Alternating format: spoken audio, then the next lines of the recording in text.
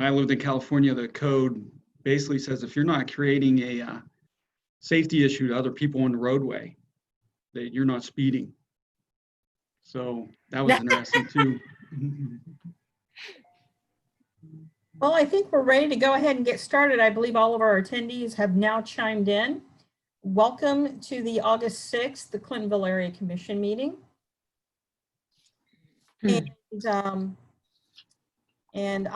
you wouldn't mind, when you're not speaking, please go ahead and place yourselves on mute. And we'll go ahead and get started. Welcome to your Clintonville Area Commission meeting, committed to the undertaking of the preservation of the values of the community through promotion, implementation, and recommendation to city officials. The CAC was empowered in 1974 by the Columbus City Charter to represent the Clintonville community in the discussion of community concerns. By city code, the purpose of the CAC is to afford additional voluntary citizen participation in the decision-making in an advisory capacity and to facilitate communications, understanding, and cooperation between neighborhood groups, city officials, and developers. We'll go ahead and take roll here, but I do want to start off by saying that we did lose a good one this past week. John Ivanek passed away unexpectedly. He was the assistant director of the Columbus Department of Public Utilities and was a great ally and go-to person for us. John passed away unexpectedly on July 27th at the young age of 52. Sharing a personal story, I became acquainted with John, aside from John Ivanek's sports on NBC4, when I became a commissioner in 2017. I spoke with him about lengthy electric outages in North Clintonville and how our electric grid might be able to be improved upon with AEP, and about aging infrastructure and the abundance of water main breaks. I remember the first phone call I got from him, he called me on my cell phone and stated that he was referred to me by Councilmember Stenziano. I thanked him for getting back to me within minutes of my email to Councilmember Stenziano, to which he replied, "When a council member tells me to contact an area commissioner, I waste no time doing so." From that point on, he made sure that I had his mobile number so that I could contact him directly with any concerns. He was very personable and he was direct and willing to provide answers and solutions to whatever the issue commanded. John was a solid partner in the success of possible outcomes within the city and working with me as an area commissioner. We want to express our condolences to John's family, his TV family, NBCI4, and lastly, to the City of Columbus Department of Public Utilities, with the sincerity equitable to that in which John lived. Director Ivanek will be missed. So I don't know if that news got around or not, but it's a very sorrowful loss in the City of Columbus. So that said, we will carry on with business. On the agenda, we'll begin with commissioner introductions and district updates. And we shall start with District 1, Commissioner Votero. I'm David Votero. I represent District 1. District 1 continues to be pretty quiet, especially with so many people working at home. It's kind of unusual that usually in the pre-pandemic time, a daytime traffic count on the streets would probably say that 80% of the parking spaces were open. And now probably 60% of them are filled. So there's a lot of people who are home during the day, working at home, but everybody's sort of muddling through it and taking it easy here in District 1. Thank you, Commissioner Votero. We'll go on to District 2. Hi guys, this is Brian. District 2, relatively speaking, has been pretty quiet.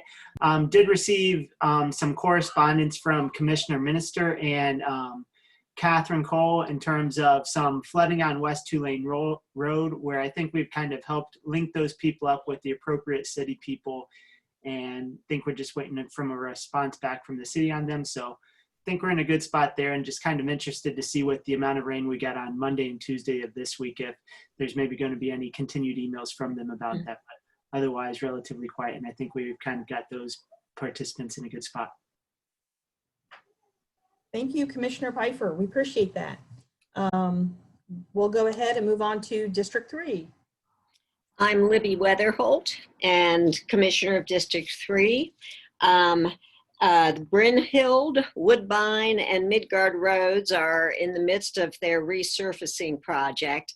Brynhild is a rather steep hill that gets lots of water washed down it, and so it is needing a whole lot more rebuilding, I think, than the other two roads. So that's still in process. I heard from a District 3 resident who contacted me about a possible rat problem. She had already contacted the health department, and when they came out, they said the bird feeders should be put away nightly, which is something new. I've been dealing with rat infestation since my first meeting on the CAC. Anyhow, bird feeders should be put away nightly, and all of the seed litter should be cleaned up daily. Dog feces ought to be cleaned up too. This is a good reminder that with so many restaurants closed, rats are having to turn to other sources for their food. And so clean up fallen fruit and vegetables in your garden. Keep garbage containers securely closed.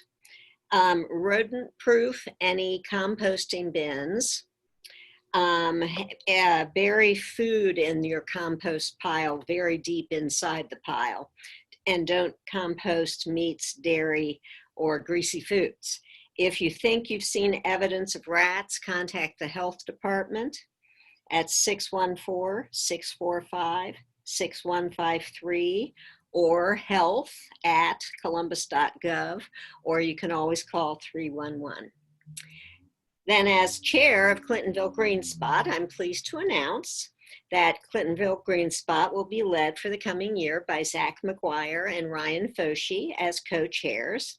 They have both been very active with the committee prior to this time and are well-versed in Clintonville and environmental knowledge. Also, Libby Williams, who had been working on our social media posts, found her own replacement, and it's Clintonville native Anna Kern, who will be helping us with our social media posts.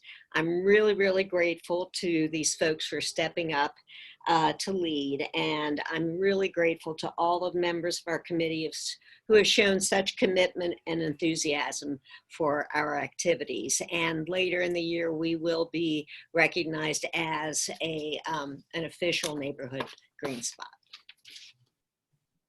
That's it. Well, Libby, I just want to say thank you so much. I think that is the most, it's the most vibrant committee that we have. You set forth a launch pad. You generated enthusiasm for the Green Spot goals, that a lot of dissemination of education and sharing of information. I know that I sat with you at a couple of City of Columbus Green Spot events, and you really did a great job of synchronizing the Clintonville community's efforts to get that committee up and running. And you lit the torch, you carried the torch, and you passed the torch successfully without extinguishing it. We all learn a lesson at how a successful organization like the CAC will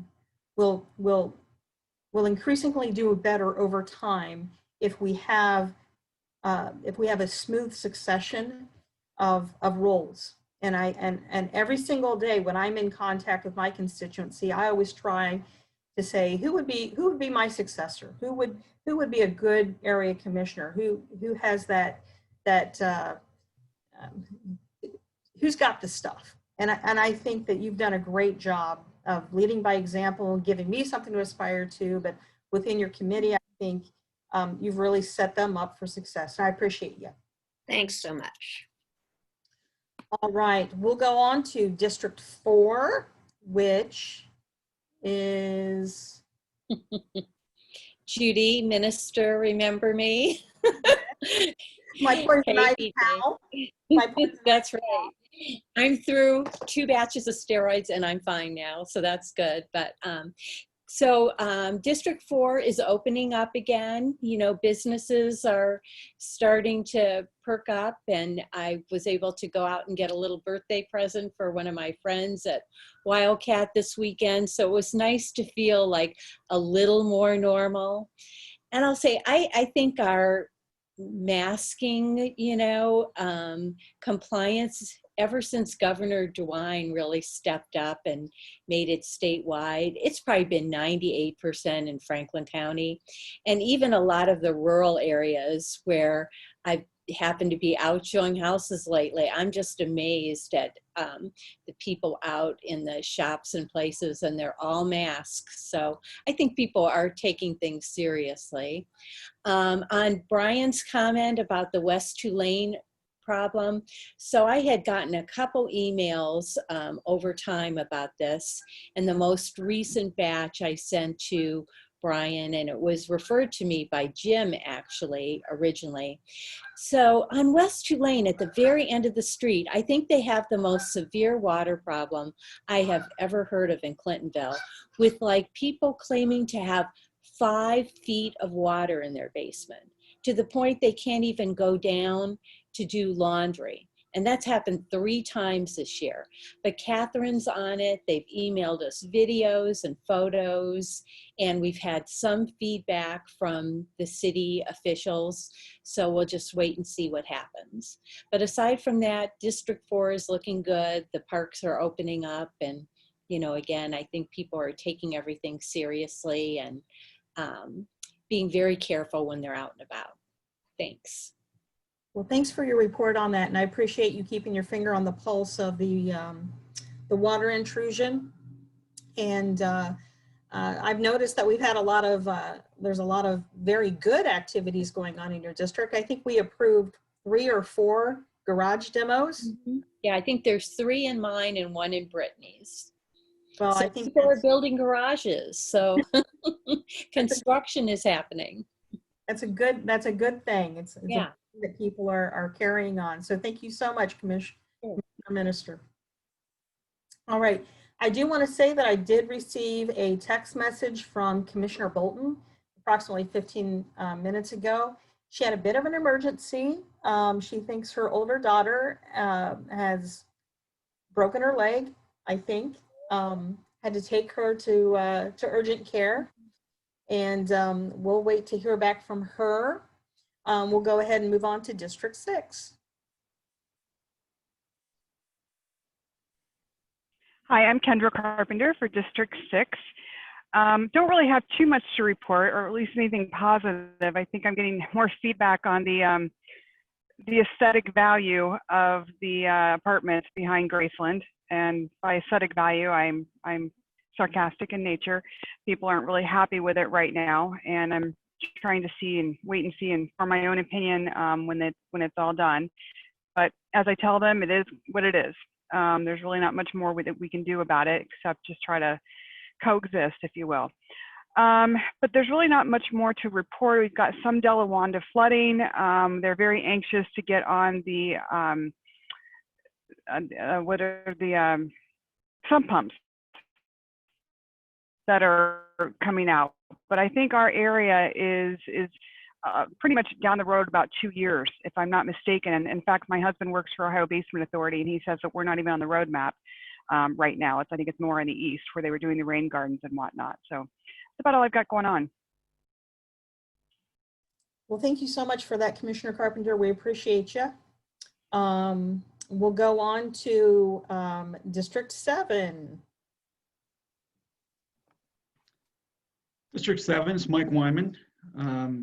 Not too much to report. I saw Blueprint Columbus came back out for our neighborhood relining again. Through the help of the chair, we had a meeting with the principal over at Waterson to make sure that we continue our communications with them. I want to thank her for that. She's been very proactive with that. And otherwise, it's been pretty quiet. Well, thank you for being present there and driving that car in tandem with me. I appreciate you stepping up and being there. I think your constituency is really going to appreciate that that communication. So I appreciate you for being there. We'll go on to District 8. Hi, Jim Garrison, Commissioner for District 8. And similar to other districts, everyone is staying in and posting on Facebook about their own personal problems and other things, and unloading stuff out of the garages and the basements, giving things away, having yard sales. With respect to basements flooding, there's still some issues locally with that, not as much as the horrendous amounts of water on West Tulane. I think that the name of the group is on Facebook is Clintonville Flooding Solutions, and they started that approximately a month ago or so. And that's kind of a place where people who are having some flooding issues can go and see other issues and kind of share information. So if there is anyone that's experiencing that and wants to participate in Facebook, that I would encourage you to check that out. Separate to that, there are ongoing issues with Project Blueprint, so to speak, specifically about the retention or the bioretention basins, the grave vaults, as they're called, the precast concrete units that are on a lot of the roads on the east side of District 8 towards Indianola. I wanted to recognize one resident, Elizabeth Patno. She has been pretty much instrumental in helping organize and taking a lot of the load off of my shoulders in terms of getting some of the residents together, writing letters and expressing people's concerns to myself and some of the members of the CAC, as well as the city council and other people. In those letters, a lot of the residents are stressing their concern for safety on these issues. And these are issues that have gone on for a long time, where people are concerned about, not necessarily just the aesthetics, but or the function, but how does it affect people who are walking down the street adjacent to these when cars driving by. We don't have sidewalks or street lights in these areas, and that is a factor as well. So it could be viewed as a technicality on the issue to try to get attention, but overall it's been an issue since they've been put in. And this is just one aspect that's being focused on to help move the issue along and have other departments possibly see this and give it some attention. A lot of people involved have done really great work in passing this information around. And I had thought about trying to put it onto the agenda for this month's meeting, but frankly, the scale of this is so large that I didn't feel as though I was prepared enough to speak intelligently on it. So it's something I'm probably going to want to have on the agenda for September, and by then we'll hopefully have a follow-up meeting with Project Blueprint and Leslie Westerfelt. But that's kind of what's going on in District 8. I've been privy to see a lot of those emails. I think I've been copied on most, if not all of them. And I'm not sure I'm not sure who started the initiative, but it's a very sophisticated initiative. And I applaud you and your leadership and your district for stepping up your game. I think that when people are able to express in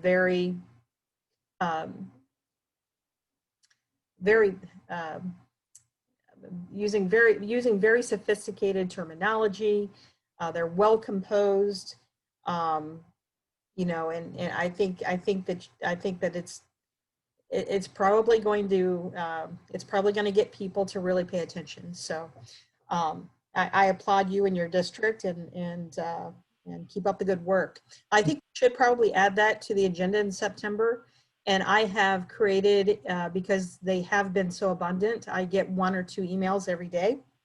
I have been archiving them in a Google Drive file. So I might just share the link with your permission with the rest of the commission, if that would be okay, just to let everybody know. Yes, and one thing that I would add, if anyone who's considering, or anyone in our districts, and this is, I think, in District 7 as well, so I'm not the only one, but the initial letter that went out and the list of people to copy on the email, my email address was misspelled, so I am not getting a lot of the emails. So if anyone is listening that is in District 8 or 7 that's writing these letters, please add a C after CA before district. So it's cacdistrict8@gmail.com. And, I don't want to overplay my involvement of this because, there are a lot of things going on, and obviously we all have our own personal lives and professional lives. And I can't begin to think that I can and help lead all of this myself, but it's really the residents that have been pulling this together and doing it, and I commend them for that.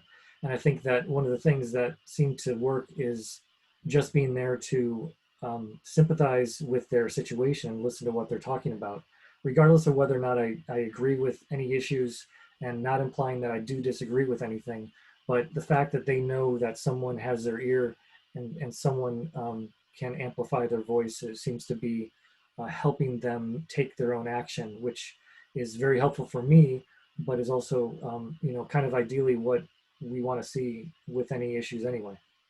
Ideally, that's what we do. We facilitate communication. So I think that you just kind of taking a back seat to all of that and allowing them to kind of disseminate those emails to the powers that be. I think that you epitomize what the CAC is here for. So keep up the good work. Would you like to speak to the Historic Buildings Committee while you have the floor? Sure. With the Historic Buildings Committee, there hasn't been a lot of action on it. And part of that is my professional obligations and my ability to do things. I have kept in touch with people through the pandemic. And while we haven't met in person or have had any Zoom meetings, I think that there had been some decreased interest. So now I'm looking back into that, touching back with the people. And at this point, I think I'm at the point where I'm able to give assignments almost, because at this point, the biggest thing about the Historic Buildings Committee is to, in my mind, continue the recognition of historic structures throughout our neighborhoods, especially on the High Street and Indianola Street Avenue corridors.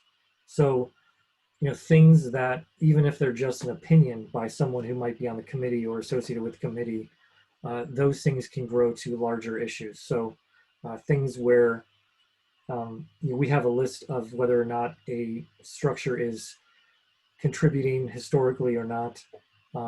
These are things that it's just a lot of data and analysis that takes more people. And I think that, I've had some struggle trying to keep the interest in the committee, not because there isn't any interest to have, but in terms of, my ability to market it effectively to the members. So that's kind of my goal for August, is to bring things back, to get things rolling with regular meetings and actual items to be kind of a product being put out of the Historic Buildings Committee. Well, yeah, and there's not a sense of urgency or there's no schedule on a grid the way that the election committee performs. There's no seasonal activity like the other committees. So you kind of do your own thing there and generate your own interest as needed. But it is every bit as important, especially when we're trying to convert a lot of documentation into electronic format.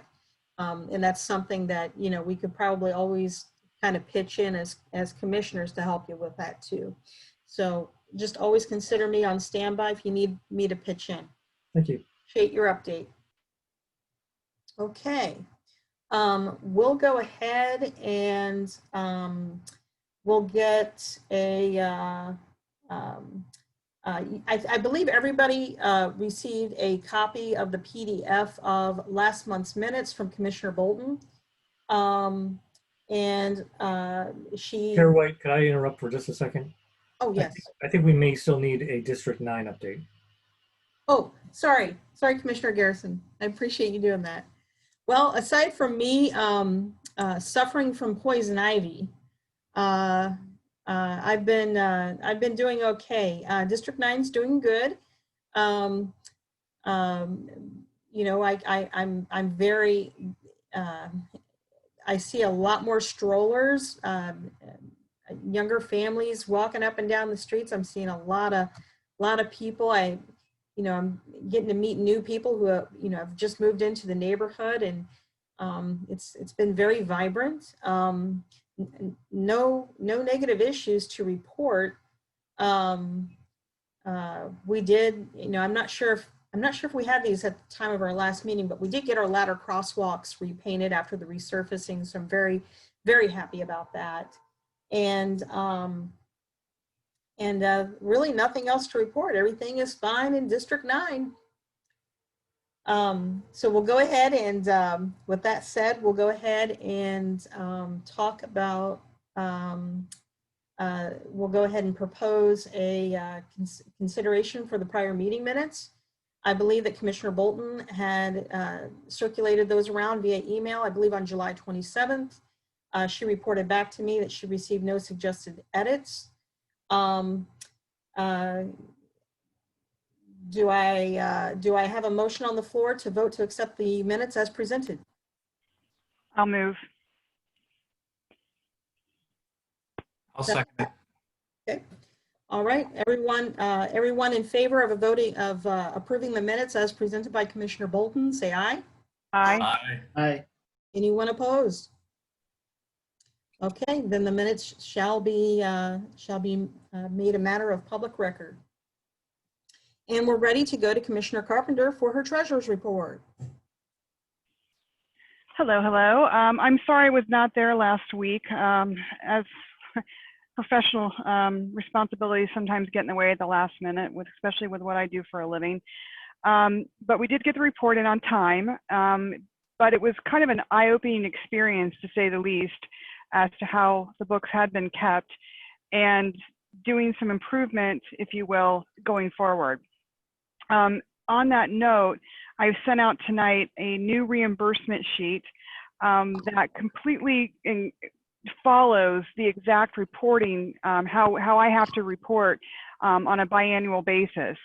All the categories are changed, they're different, but that's the exact categories that I have to use when reporting to the city. And it's been a hard translation in the past 2 reporting periods that I've done, and trying to figure out from our old reimbursement sheet to our, to what I have to turn in as to what things mean. So on the second page, which I don't need back when you're going to submit for reimbursement, it's just an explanation as to if you buy stamps, where they go, because it's not really all that intuitive. And I think that maybe once we kind of get used to it, it's going to be a little bit easier for all of us. I know it will be a lot easier for me and any successor that I have. Just a reminder to please make sure that you have your reimbursement into me by the 1st of the month, so that I can keep my books and records up to date. I will tell you that on the 29th, we received our raise of, instead of $2,500, we received $3,500. And I learned something new, is that we don't lose the residual that I thought we would. So we also have some leftover of the last year of $253.03. So our total is $3,753.03.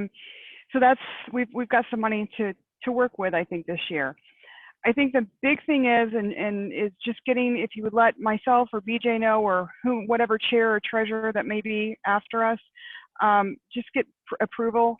Just shoot us an email or something and get approval for the expenses, because that really helps me balance the books. And when we get close to being low at the end of every year, that way I know that I'm not what I have to plan for. It really makes it a lot easier for planning. There's also a tax exempt form that I don't think that's ever been sent out. And we don't get reimbursed for tax, for sales tax. So if you go to purchase something and something that's gonna have tax attached to it, take the tax exempt form and give it to the vendor, Staples or whatever it might be. And that way you don't get charged tax. I will caution everybody that, use the form wisely, and not that anybody will ever do this on purpose, but be careful not to commingle that with personal expenses, because it can destroy our tax exempt status and it can have criminal sanctions with it as well. Along the same lines, it would be very helpful and I think cleaner for the books if you do make a purchase, make your personal purchases separate from any reimbursement that you want to have. So I have one receipt and we're not having to parse things out and explain it. It makes it just for a better accounting. So that's really all I have.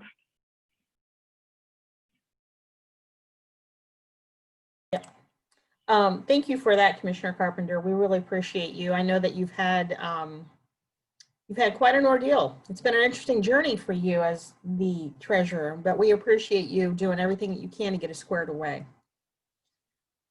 Is the calendar reminders, is that helping prompt people with their expenses and getting them to you?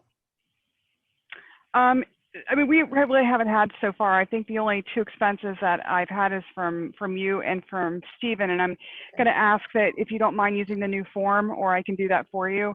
And I do want to say to everybody what a gem BJ is and has been on supporting me in this role and taking over what you all know that I was taking over, because it has been a challenge and we did have some issues to work through for sure.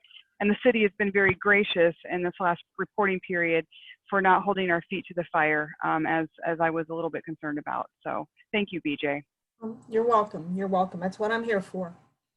And we'll go ahead and wrapping that up, we'll go ahead and go to our neighborhood community liaison, Catherine Cole. Good evening, everyone. I'm going to go ahead and share my screen because I have a bunch of different announcements. BJ, can you give me permission to share my screen?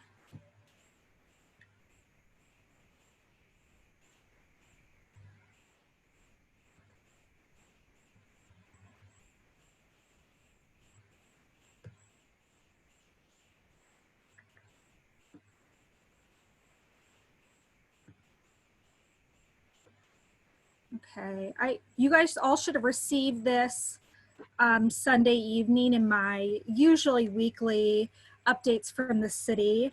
There's some things that I want to highlight. I'm not going to go through all of these. Number 4 is something that I hope you guys can share with your community members. If any of your community members or neighbors receive their electricity through the city of Columbus, there is a one-time per year credit for $500 for anyone that is experiencing any financial distress right now. So I encourage everyone to share that.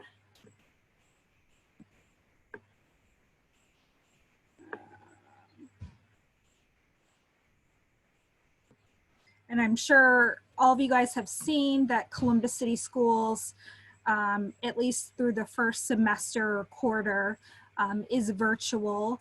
We had a meeting today and City of Columbus is working in partnership, and several of my colleagues are advisors in ensuring that all the students will have Chromebooks, and we're looking to provide internet hotspots so that internet accessibility is not an issue for any of our Columbus City students. This is specifically the number 14 for area commissioners, and Tony may speak a little bit more about this, but we are having our, we have building and zoning trainings twice a year, and so the one that is next is Saturday, August 15th from 9 to 12. Please register because there is a cutoff time and date for registration. And then finally, the Department of Neighborhoods is doing a series of town hall events. Myself and my colleagues were splitting it up by area. So the one that I will be co-hosting, addressing the North and Northwest quadrant of Columbus, will be August 24th.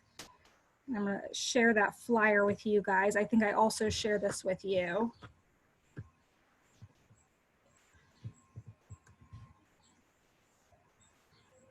So you can watch it live through Facebook.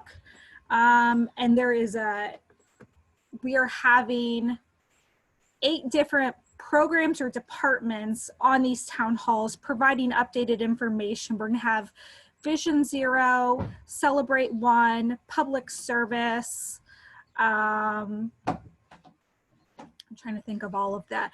My colleagues talking about the homeless situation in Columbus. We're talking about My Brother's Keeper. So it is a great way to kind of find out about all the new programming in our city, and also 30 minutes at the end for question and answer. So I really encourage you guys to be able to participate in that. And those are my announcements. I can take any questions. Do you have the last town hall that you co-hosted was it Vision Zero? That was not a town hall. That was just a Vision Zero education forum. Oh, okay. Yes. All right. Do you have any kind of minutes or notes on that? I should have a recording, so I can see if I can share the recording with you. Yeah, that would be great. Absolutely.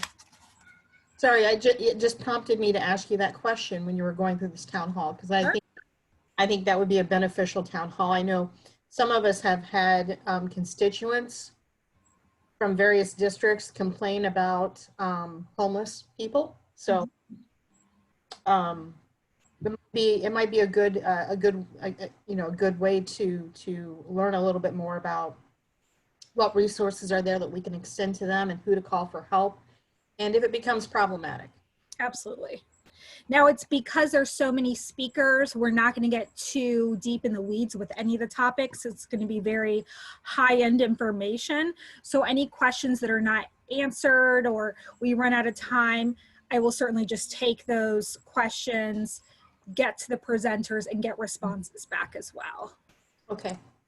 Well, thank you for that. And I will plan to attend that town hall. Thank you. A question about the enforcement of the illegal dumping. Yes. Who's going to be doing that? And is the city attorney actually going to prosecute this nonviolent crime? Yes. Yes. I'm sorry, I know that question was directed at Catherine, but we actually have a prosecutor in our office, Christopher Clark, who prosecutes illegal dumping cases. And so I can provide his information in the chat. Additionally, there are 2 folks with refuge who can assist who can investigate towards cases of illegal dumping, and that is Adam Gray and Tim Swager. And I can also provide their email addresses as well. But yes, we do prosecute illegal dumping cases. So long as we're able to meet our burden. What is a typical punishment for that? Now that I'm not too familiar with. I do know that it is a misdemeanor offense. It's typically a fine, but I don't know the fine amount. Are they also charged for the cleanup? That I'm not sure of. Mike, I can tell you just based on my experience, I don't do a lot of criminal stuff, but they do have, they're charged for the fine or for the cleanup. And I don't know what level of misdemeanor, but if it's, misdemeanors only go up to $1,000 fine. So depending if it's an M1 or an M4 or a minor misdemeanor, but they do charge for the cleanup. At least my experience has been if it goes before a judge, they're going to award that. Thank you. All right. Well, thank you for asking that question. I was kind of curious about that too. So we'll go ahead and we'll conclude Catherine's segment. Thank you for that update. Thank you. And then I did send out an updated agenda because I was still getting emails trickling in from our committee members on their slates. And as the bylaws would stipulate, we do have to vote to accept these slated members of each of our committees. And if you would please refer to your, sorry about that, your email, I do have an updated,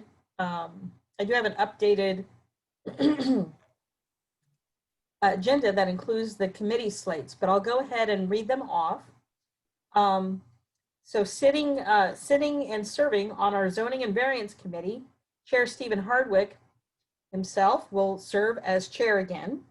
Listing on the slate, Sharon Groves, Michael Haw, Diane Hayford, Mike McLaughlin, Drew Miller, Judy Minister, Kelly Teal, Michael Youth.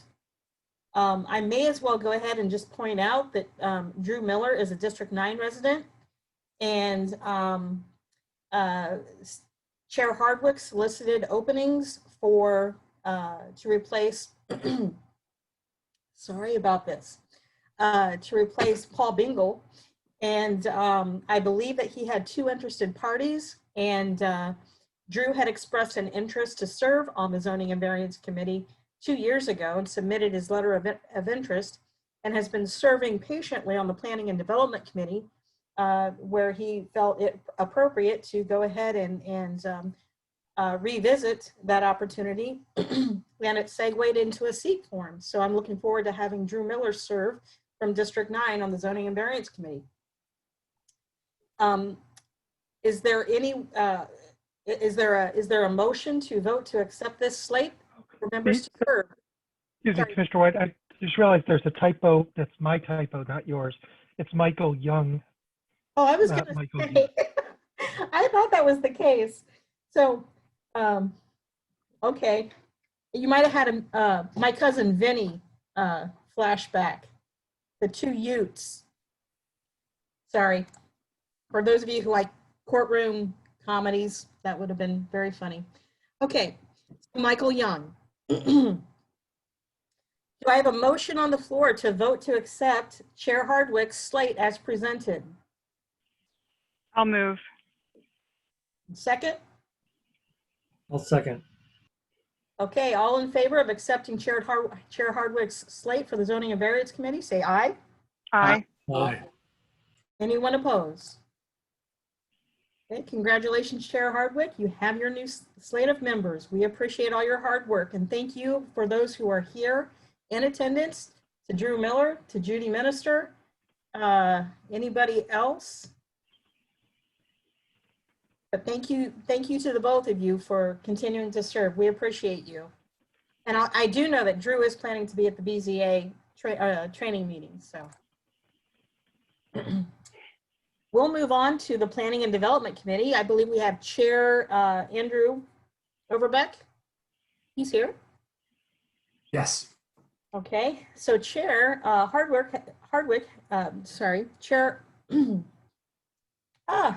Chair Overbeck has presented his slate to us. He will continue to serve wonderfully as chair, and serving will be Megan Valentine, Jim Jackowitz, Zach Kinitzer, Libby Weatherholt, Matt Brown, Drew Miller, and Will, is it Kohler or Kaler? He'll kill me for getting this wrong, but pretty certain it's Kaler. All right. So, I may have one more that I was playing phone tag with today that Stephen Hardwick sent me, Amanda Turner. okay. So if it's okay by the committee, if she's able to join, I would love to have her. Okay. With an impending invitation to Amanda Turner. We have her noted as an impending member. Do I have a motion on the floor to vote for the Planning and Development Committee slate as presented? Can I just jump in here real quick? Yes. How do we, so the chair chooses who's going to be on the committee? Well, people will submit their interest in the committee. And the chair does select who will serve, provided their bios and resumes. Because, you know, I haven't seen these bios or resumes or anything like that. And being asked to vote for folks that were picked by the chair, you know, I feel uncomfortable with this, quite frankly. You know, I mean, are these just a bunch of yes people, or are these people are going to actually give, you know, any type of opposition or insight? You know, I mean, how does this work? Well, you can always refer to the CAC bylaws that discusses how these 6 standing committees function under the Clintonville Area Commission. Doing it any other way would require a bylaws change.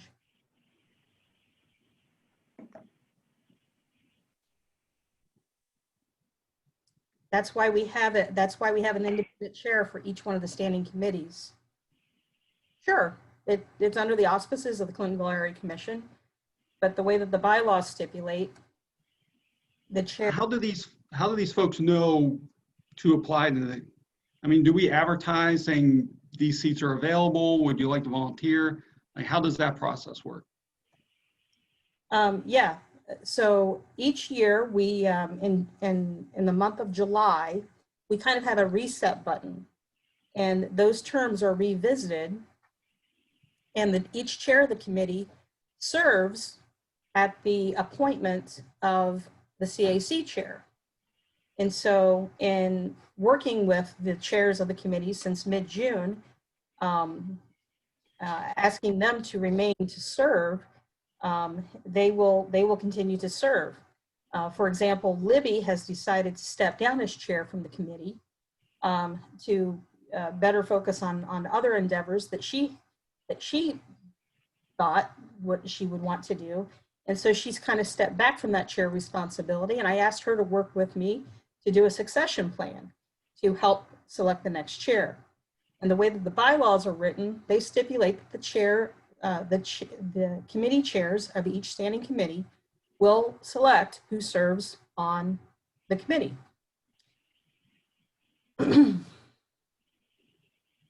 So I guess that's up to Chair Overbeck. So would you like to redirect that question to Chair Overbeck? No, I'm going to be abstaining on these votes. Okay. All right. So Chair Overbeck, would you like to say anything about your committee? All of them are continuing on forward, and the ones that expressed interest I've spoken with, and that's how we arrived where we are for the coming year. All right, well, please convey to your committee that we appreciate their continued volunteerism. We have a lot of longstanding members who have served graciously and generously over the last few years, with the only one new and pending member. So do I have a motion on the floor to vote to accept the slate of committee members as presented by Chair Overbeck? I believe we did have a motion on the floor. Do we have a second?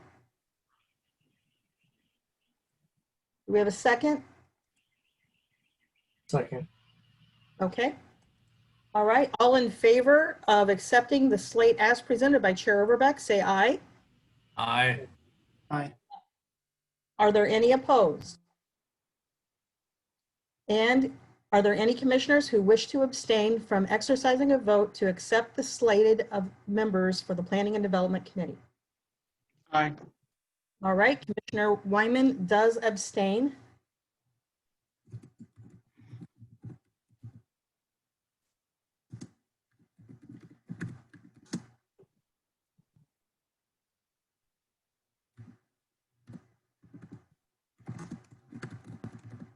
Okay.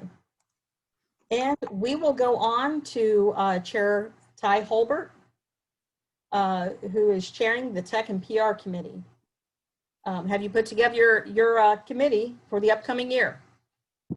So I think we'll be looking to probably add a couple more folks on this. I know Brian has expressed the interest in it, so we'll be working together on and moving that forward. But also, I'd just like to thank Judy for her past work on it and getting a lot of these initial items set up. So I know she's been a big help previously getting to this point, and so I think we're going to look to probably get a couple other people just to help spread things out and get some potential new ideas or other ways to use some of the platforms to help share information. So get some more eyes and ears out there to keep things moving on that side. Well, we appreciate you, Chair Hulbert. We think that your role has been highly pronounced in the last 3 to 4 months, and you've really picked up and carried the torch that Judy handed off to you. And I think you've done it with excellence. And I just want to take a moment to thank Commissioner Minister, who started with nothing. She built that committee. She was part of that launch pad that helped to really fill the content of the website and get that reorganized and work with our website administrator, Ellie Knowles. Commissioner Minister has infused a lot of energy into that role and gave Ty a good working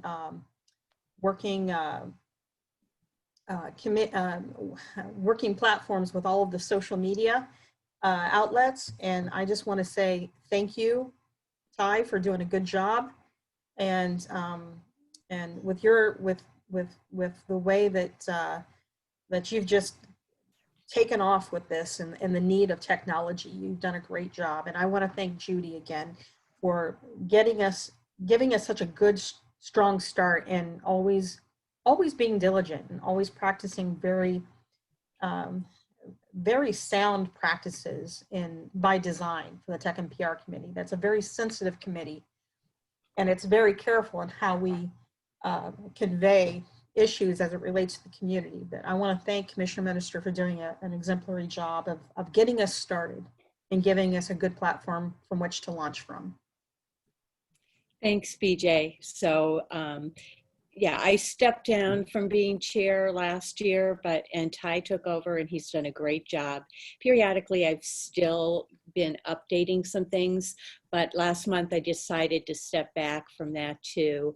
I realized that, these are perilous times, and it's have to be very careful at how you word responses or even what's happening in the neighborhood. And if you go back to early June, you'll see where a neighbor really called me to task for something I thought was a pretty, innocuous comment. So I'm kind of done. So thank you. Well, you're done when we say you're done, Commissioner Minister. We enjoy your participation, and I am recruiting, so this is my last year, and it's always nice to have people stick up for you, and not so nice when they don't. But so I'm more than happy to hand things over to Ty. Thank you. Thank you. We appreciate you, Judy. Okay, so we do have Commissioner Pfeiffer. Are you going to be a standing member of the Tech and PR Committee? I would certainly like that. I know I need to do a better job reaching out to Ty. I did it right before the meeting started again, so we'll work with him to coordinate stuff. But it sounds like there's some good opportunities to work on a lot of different things, and I think it goes right in my wheelhouse of what I do with my current work. Absolutely, and I know that we've had that discussion in our onboarding conversation, bringing you on as commissioner, and with your bio and your resume, this is right up your alley, and I really think Ty is going to appreciate you. So far, we have a slate of 2 active members of the Tech and PR Committee. Do I have a motion on the floor to accept the slate as presented? I'll move to accept. And do we have a second? Second. Okay, we'll go ahead and ask, does everybody approve the slate as it is presented by Chair Hulbert? Say aye. Aye. Aye. Anyone opposed? And is there anyone who wishes to exercise an abstention? I abstain. Okay, thank you. All right, congratulations, Chair Holbert, and welcome aboard again, Commissioner Pfeiffer. We appreciate you. The Clintonville Green Spot Committee is,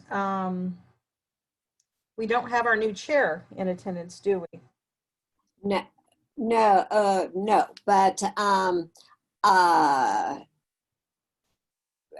But you all of those people have been on the committee before, and I do want to say that Libby Williams has resigned from the social media, and as I said earlier, and Anna Kern will be taking over. And I've worked with the two new co-chairs too, and they know all of these people. And the Green Spot Committee actually accepts new people throughout the year. If somebody comes with an activity or something or an idea, they're welcome to join. Also, I would like to say that in the bylaws, the social media facilitator is written in the bylaws to be part of the technology committee. So Ty, you've got a third person. Okay. And that just helps coordinate some of the notices and things like that. Thank you for that. I had forgotten about that. It did slip my mind, but thank you for the friendly reminder, Libby. Yeah, no problem. I did send the roster with the agenda. Would anyone like me to screen share that roster at this time? Or are you comfortable toggling to your email? And Anna Kern is not on that, but that will, that will get revised. Okay. Because that just happened really this week. All right. So with the impending revision, with the addition of Anna Kern added to the roster, is everybody comfortable toggling to their email attachment, reading the roster, because it is a large roster, or shall I screen share that? I'm comfortable with the attachment, but I wonder if it's appropriate to table the vote on approving the slate until the new chair is appointed or decided upon.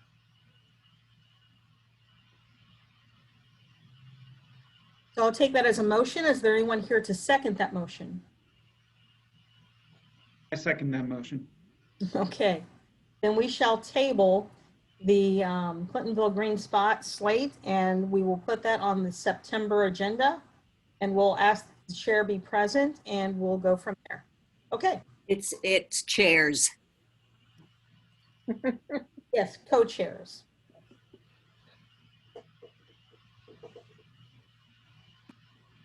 Okay, I think that the election committee, do we have Chair Heckner in attendance?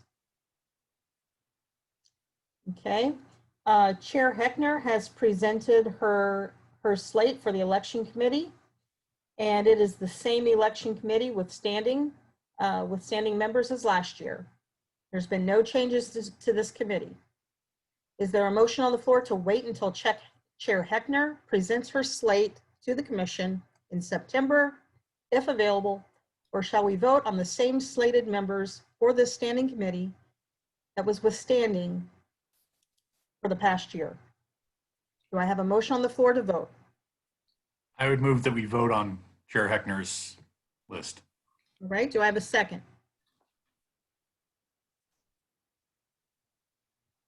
Slate of members are the same. Chair Ann Heckner. Well, there's no second, and my slate for Green Spot was also the same.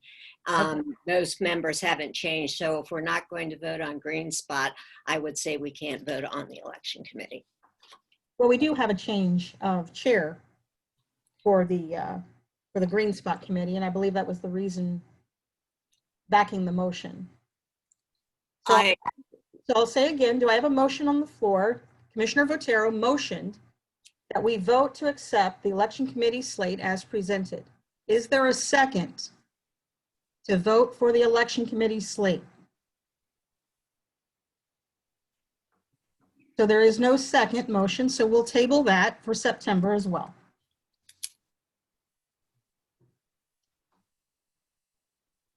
Okay. Next, we do have a guest. We have Franklin County Auditor Michael Stenziano. Welcome, Auditor Stenziano. We appreciate you being here, and we understand you have some talking points that you'd like to present to the Commission today. Hey, good evening, everyone. Thank you for the opportunity. We in the Auditor's Office are sharing with folks the upcoming triennial value process. We know it is going to be impactful to a number of impacts every property owner in the county. So trying to get the word out and let everyone know what's coming. Can you see the slideshow, triennial value update, Franklin County Auditor's Office? Yes, and we can see the cartoon figure of you and your dogs. Yes. And so then when I hit the button, it went over. I did a presentation, got to the end, and like, we haven't seen it move.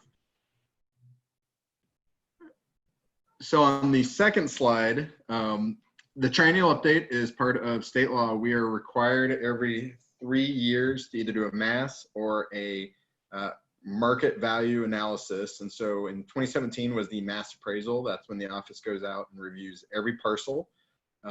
In the triennial update, which is what we are in 2020, we look at the market years of 17, 18, and 19 and update our property values across the county based on what those market values and trends have been.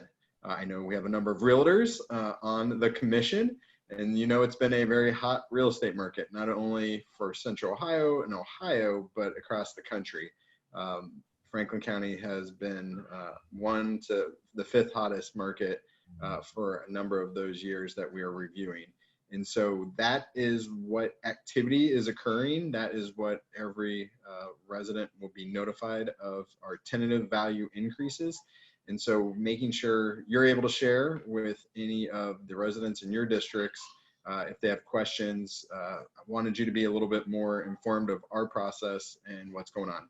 When we take the county, we create appraisal neighborhoods, so they don't necessarily match up to the city's neighborhoods, but that is part of when you see kind of the presented values. If not, some of the boundaries don't match up, that's because the appraisers create their own appraisal neighborhoods. We want residents to know more about the process because they play a role. What we will send out at the end of August is a tentative value. And where we get to by the end of December, if they engage in the informal process, makes a big role and impact in how we land on that final number. So the campaign can be found at your2020homevalue.org. Website, your2020homevalue.org. That will be kind of the one-stop shop where residents can go learn what that tentative value is, set up a one-on-one meeting with an appraiser, so that informal, and as well as get any answers questioned. Traditionally, there are thousands of people that take advantage of this. It's going to be different though because of the impact of social distancing and not wanting mass gatherings. Quick timeline, August 21st, tentative value mailer will go out. Then we will spend all of September holding those informal review sessions. Again, traditionally, the office has done them as kind of what I call a cattle call, 17 spots around the county, at a school, in a community center, there for 3.5, 4 hours. People come, a couple hundred to come at a time. Can't do that with the pandemic. So we have pivoted to an opportunity where we will work with people on their schedule and their availability. They'll be able to schedule virtual sessions with an office appraiser, as well as we will have 3 pop-up permanent locations, one in Hilliard, one at the Urban League in the Central City, and one in Pickerington, where we will have staff there available as well for scheduled or drop-in folks if you really, really want to see someone face-to-face. By having those 3 permanent pop-ups, we were better able to control the health considerations. Once we get through the informals, we submit it back to the Department of Taxation at the state. They are the ones who actually do the final sign-off. And then we establish those final values. If you engage in the informal review process, you'll get an additional notification of what the final determination is. If you were satisfied with the value that you received in August and don't do anything, we won't notify you again, but that's what will be used moving forward as part of your property tax bill. So this is what the tentative value mailer will look like, a little less government-y. But that was intentional. We are trying to educate residents and property owners as best we can as to the process. And so trying to get things to pop a little bit more was our goal and vision. So yeah, the pugs make another appearance down here. But kind of the 3-step process that's important, again, is number one, when you receive this mailer and the tentative value will be up here and you're satisfied, you don't have to do anything else. We will carry that forward. If though you feel the value is too high or too low, that's where we strongly encourage residents to engage us in our informal review process. You can visit, again, your2020homevalue.org, schedule an appointment with an appraiser virtually, submit documents if you don't feel you need to meet with anyone, but just want us to have the documents, or schedule for an opportunity to meet at those pop-up locations. Again, you won't receive a final determination at that tentative valuation meeting, but when we submit it in December, that will become the final. If you're still not satisfied, then you get to number 3, which is the board of revision process, but we won't delve too much into that. One of the questions we get a lot from residents is, what's the value of going through the informal process? You guys aren't really going to change anything. In 2017, of the 19,000 properties that were reviewed, 72% did see a decrease. So we strongly encourage folks, if they feel it's too high or too low, to take advantage of these informal review processes. And I mentioned too low. Some people do want their values to be higher. Typically, they're folks looking to sell in the next year or 2 years. So out of that 72%, I would say about 3% saw an increase, and then the rest were held with no value change. This is the first time we are asking residents to schedule an appointment in advance. That just helps to make sure we've got appraisal staff available and at the beck and call as the property owner's schedule permits. Virtual meetings were previously allowed or had been engaged with commercial property owners, so this will be a new opportunity and we're excited by it, but we know there's that change, and change is always tough for some folks.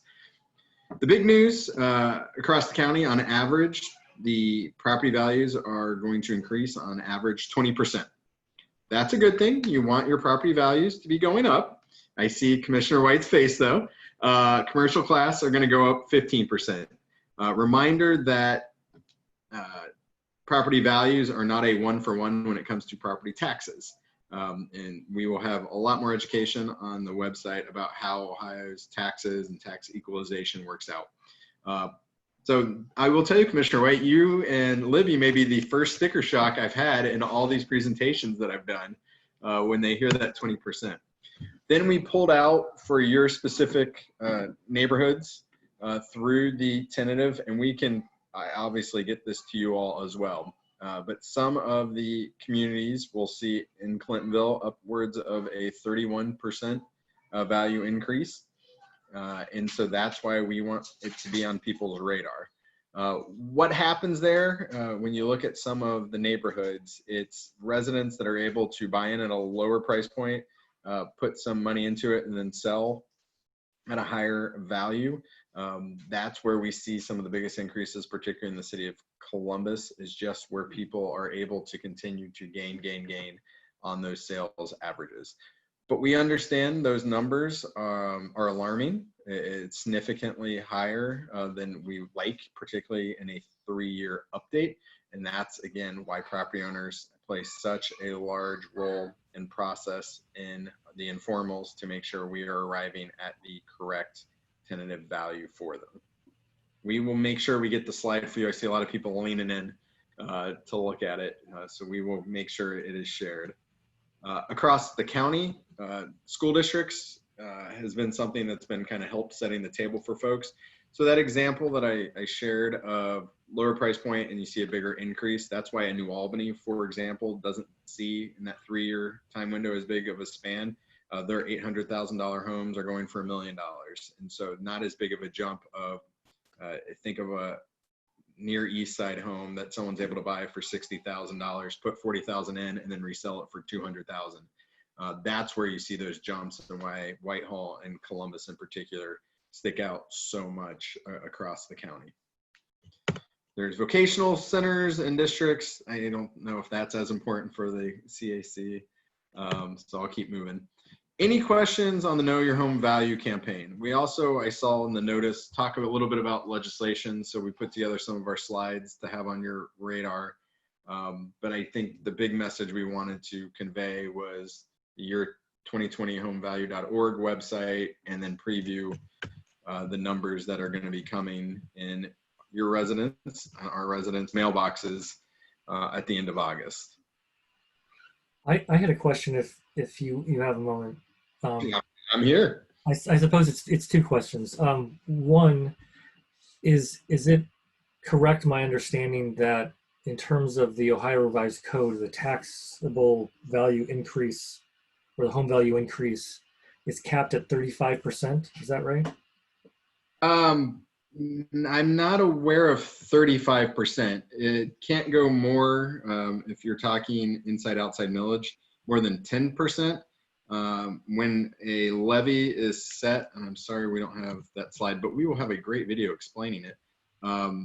Even as the property values increase, that levy can't achieve more money than what was already approved by the voters. So I'm not sure where the 35% comes from. When you're talking other millage, there is a 10% cap. That's why it's not 1 for 1. Okay. Yeah, and I think I was referring to, I think it's 5715.01, section 3B. And the reason I'm asking is, if there was a cap, it's obviously something people might be interested in addressing in a frequently asked questions, if it exists.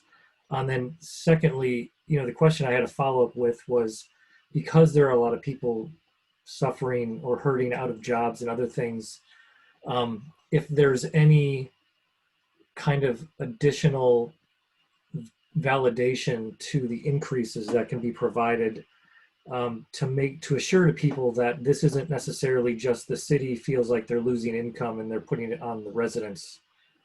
So we were very concerned as we were preparing a year ago for this moment when the pandemic hit and we were seeing the economic impact. We asked for a 1-year delay to the Department of Taxation. We were denied. The revised code is silent in allowing for a delay during a triennial update period. MASP update year, there is provisions for a 1-year delay. Those were also denied across the state because the Department of Taxation said they are seeing ongoing sales going above and beyond listing prices. And so they weren't showing much compassion. So is it the timing not ideal? Absolutely not. We tried to pursue the avenues we could with the tax commissioner and were denied. City has nothing really to do with it. I think the school districts in particular had the most interest and concern if we were going to delay a year because they saw an opportunity for some increases in some of their funding. And so they were happy it didn't go anywhere. Thank you. Of course. Judy, you're on mute. Hey, Michael, I have a question for you. Yep. I've been a realtor for too long, like 34 years. And in all those 34 years, the homestead exemption has never gone up. Once you become a senior citizen or if you're disabled, you get a break in the first $25,000 of value in your house. Right now, that equates to about a $500 tax break if you fall into that realm. But it hasn't been adjusted for inflation. So back in the 80s, when I was selling houses for $100,000, a $25,000 homestead exemption was a good chunk. But now $25,000 is just, maybe a tenth of a value of the house, right? Compared to what it was back in the 80s. So why hasn't that ever been adjusted for inflation? Has anybody talked about that? Because so House Bill 439 does exactly that. It updates the homestead exemption and does tie it to inflation. Representative Stevens was Okay, a great. former auditor. The Auditors Association, so our statewide organization, has endorsed the legislation. We are very supportive. It is talked about the reason why it hasn't really moved at the state level. It is less money in the state coffers. So that's why there hasn't been as much movement to grow the homestead exemption. But I think anyone that has seen how it plays out, it is not as impactful. It is not meeting its intention and goals that was originally established for. House Bill 99 by Reps Sarah and Rogers increases the income threshold. So it was originally age and income, then it was just age, and then the Kasich administration moved it back to age and income. Again, it was a very low threshold, and so we aren't seeing the growth. During that transition, the Kasich administration grandfathered everyone in that qualified under age, and that's the large mass of residents we see qualifying continually in Franklin County. We're not adding more folks, and we don't believe that was its intention, that it should be at least tied to inflation, if not found other means to make it more effective for older residents. So it's, yeah, I don't know what the new amount, do you know what the dollar amount proposed is, or is it just? I so believe small? Sarah and Rogers have it proposed at either 88 or 90,000, substantially Oh, higher. that would be great. Yeah, I mean, just looking at listings last week downtown in the North Bank condo building, there's a $2.5 million condo for sale, owned by a former Columbus sports player. And what are the taxes on that $2.5 million condo? $3,700 a year. I mean, that's basically the tax bill of a, $150,000 house in Clintonville. And here you have, so I would like to see them do something with curbing, the tax incentives and abatements too. If they're really hesitant of, oh, we're not getting enough money, that's why we can't raise this threshold. Well, you can get money in other ways, because there are people who don't really need tax breaks who are getting them. Obviously, if you can afford a $2.5 million condo, I think you can pay your taxes too. We anticipated House Bill 439 to move, and that was before the last couple weeks of drama at the State House. Rep Stevens, again, was a former county auditor, was recently appointed. I'm still optimistic it moves. I just don't know how they're going to put all the pieces together with a new speaker right now. So write letters to the new speaker, maybe. I would always encourage you to engage your state reps. Right. I know Rep Leland has been supportive and talked to us about a number of the issues that we see, both concerning with the pandemic response and our triennial update.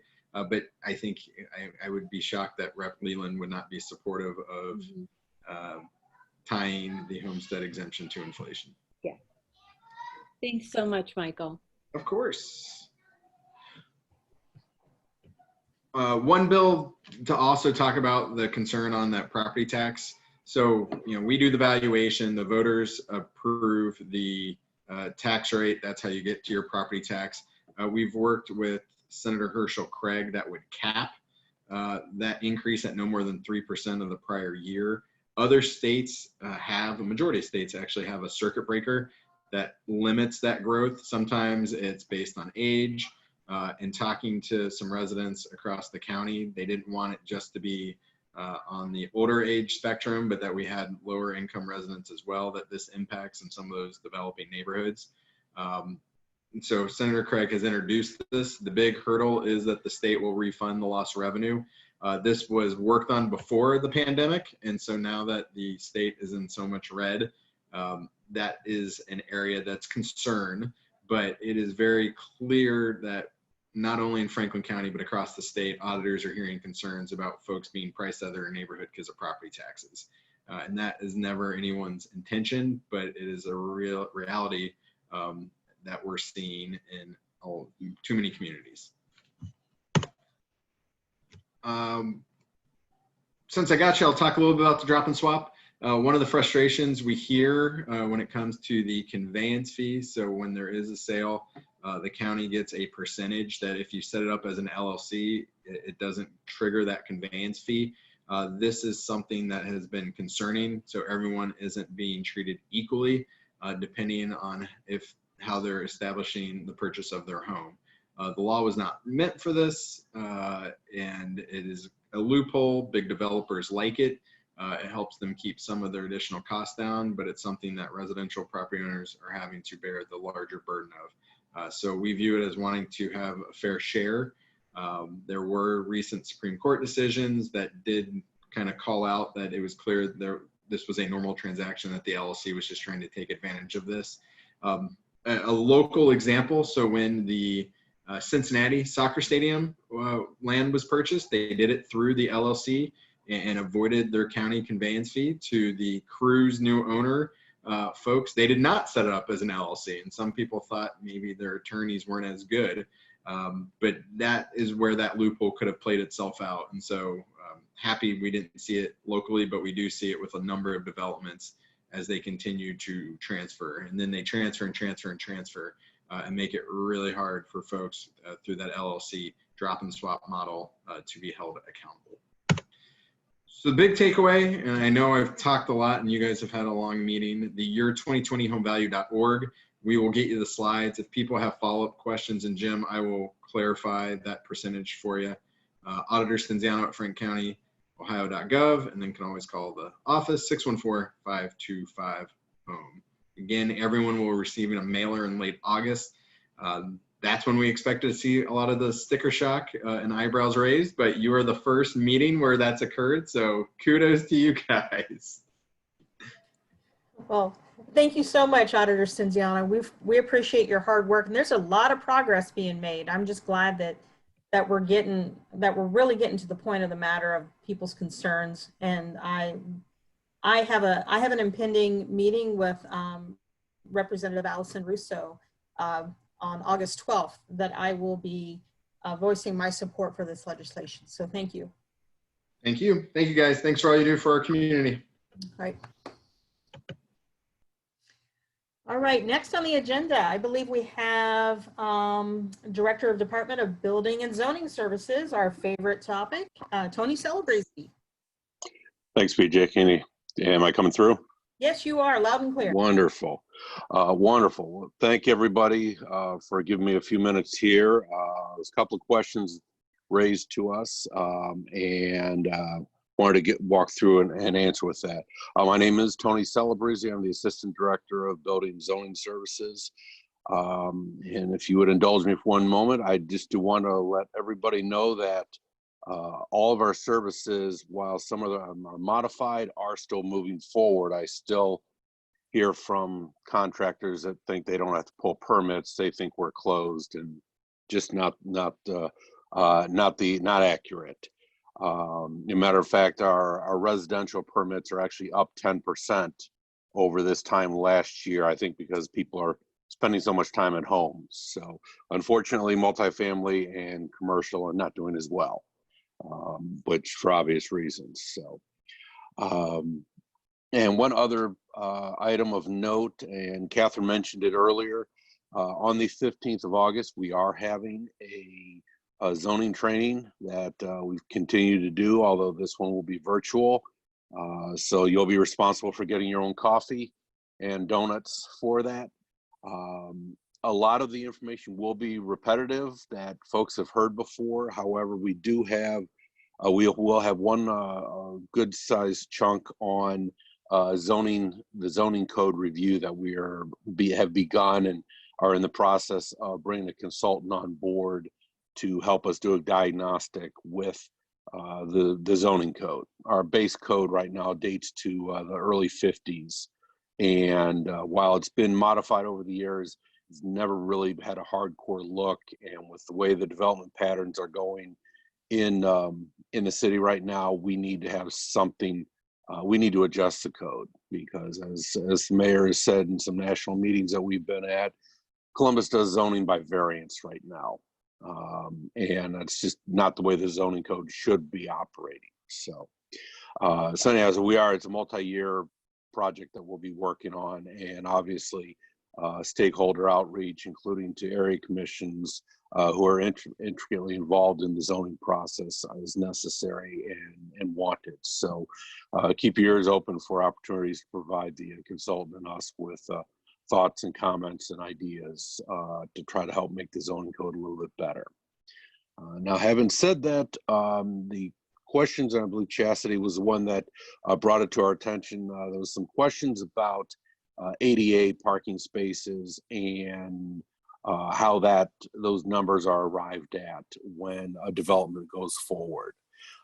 As with everything that we do, it is nice and complicated and has multiple layers on top of things. But the short answer is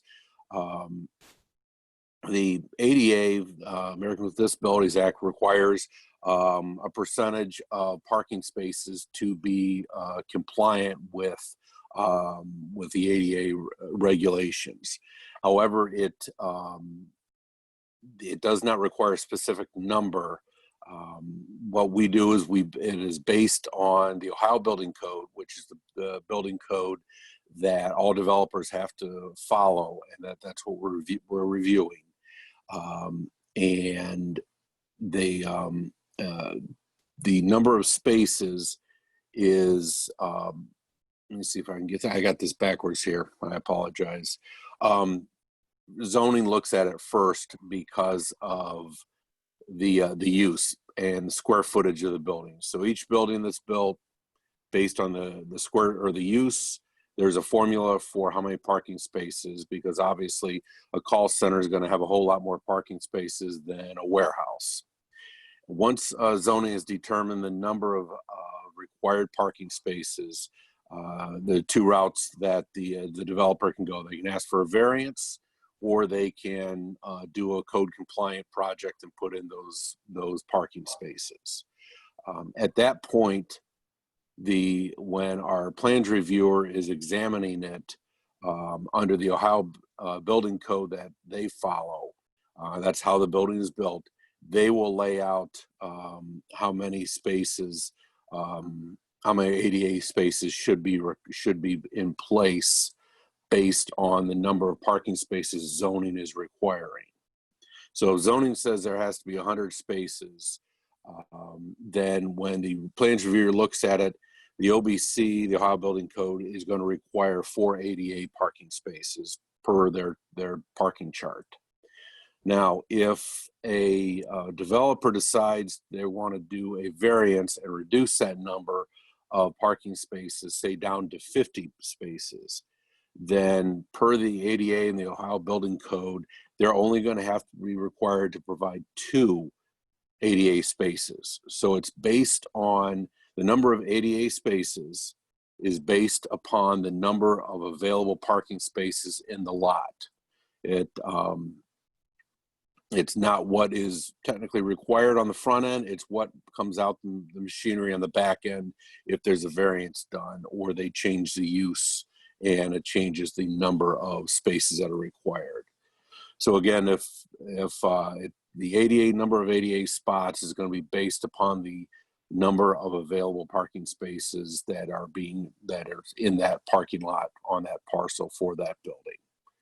So kind of a thumbnail sketch, and I'm sure there'll probably be a couple of questions, but that I think that brings an answer to that question. If it doesn't, Chastity, let me know. I know she's on here, but I'll do my best to try to respond to these. I did make the rounds to a number of portions of our office to try to combine all this into one comment. I had a question, if I could get just a moment on it. Sure. You know, because we've talked about this in past meetings, and you know, especially if you were to look at something like the Clintonville Outfitters spot space where it was going to be, I think, Whetstone Brewery or something like that, where the variance request was a significant decrease from the required spots, and that was due to size limitations, you know, site restrictions. Is it unreasonable for us as a commission or for or to expect the BZA to have a kind of condition of the variance where it can impose an increased number of ADA spots in excess of the technical requirement, or in terms of assigning the number of handicap spots or disabled spots relative to the initial requirements prior to the variance, if that makes sense. Yes, yeah. The Board of Zoning Adjustment has the power to add conditions to their approval of a variance.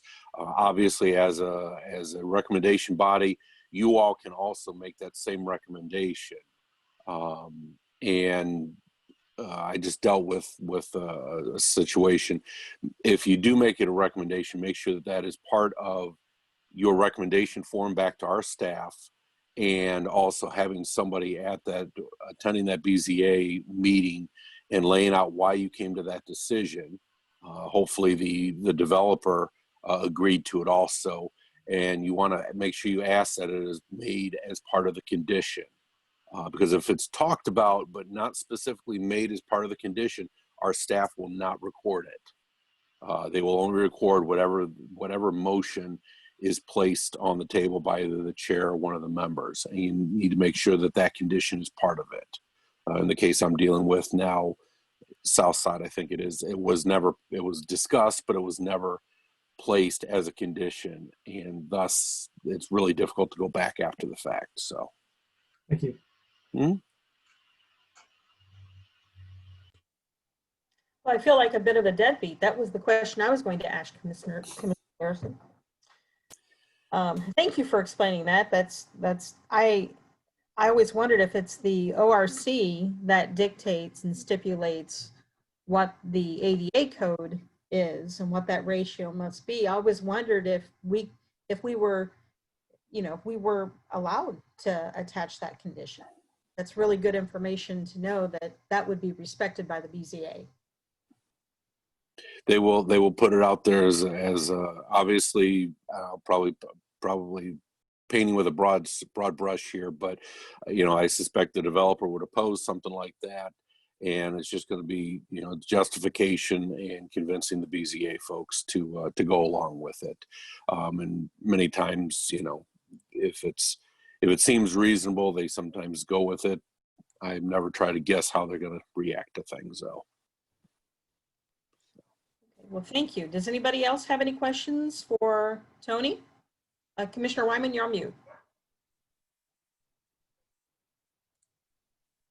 Once the parking lot's in place, whose responsibility is it to enforce that they have maintained those handicap parking spaces? Anytime that they the short answer is code enforcement. The teeth that our zoning code has is enforced by Department of Development code enforcement. And so if someone goes out and they restripe their parking lot, a call to code enforcement will get them to come out and look at the approved site plan. And if they have changed the way that they have put in the parking spaces, or they've reduced the number of ADA spaces, or they've angled the parking spaces, or done something other than what is specifically laid out in their site plan, they've got one of two choices. They can restripe it back to the way it was the way it was approved, or they can go through a site review plan and change their site plan for how that's laid out. So, and if they continue, I was going to say, if they continue not to comply, code enforcement will move it to the judicial system and bring it before a judge and get a judgment, and we go from there. All right. Does that answer your question, Commissioner Wyman? Yeah, that just came up because there's a business, not in my district, but across from it, that's restriped and moved their parking spaces, but they didn't move their signs. So as we know, without the signs, you can't enforce, you can't write a ticket for violating that. So. Well, either a 311 phone call or a call directly to code enforcement's general number. and ask them to come out and take a look at it to make sure it complies with their site plan. And who knows, they may not even have a site plan. Obviously, in some of the older areas like Clintonville and on down High Street, there aren't, unless development has occurred in the last 10 years, something major, there's a lot of site plans that just aren't in place. And then they'd be responsible for going through a site compliance plan to begin with then. Thank you. You're welcome. Good question. Good question. Anything else for Tony? If anyone is interested in that zoning training, Catherine can, you can reach out to Catherine with your email and she can get you on the list, and that way we can get you a link so you can participate. It's 9 to 12 on Saturday morning. So. All right. Well, thank you so much for being here. I'm sorry that we began a little bit later than expected, but we appreciate you very much. No worries. Thank you all for what you're doing. All right. Thank you. All right. Next on the agenda is we are now in receipt of a memorandum and additional budgetary an additional budget for our technology needs up to $2,200. I shared this with you all on a preliminary basis in an attachment to your email with the agenda that was sent out on Monday. And I can screen share it if you'd like. Do you think that would be, do you think it would behoove us for me to screen share? Because I can. Would anyone like me to screen share? Or would you like to toggle on your own to your Gmail or your email? Can't hear anybody. I have it up on separate. I'm going to go ahead and screen share just because.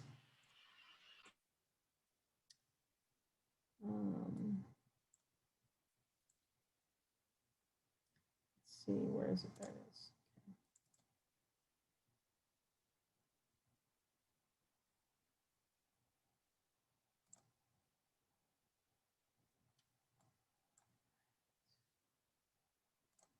Can everybody see this? Yes. Okay. I can't see everybody real well, so I need you to speak up. So we were afforded an additional $2,200 for the purpose of additional technology. And when I reviewed this, I didn't really see, I didn't really identify that we needed anything.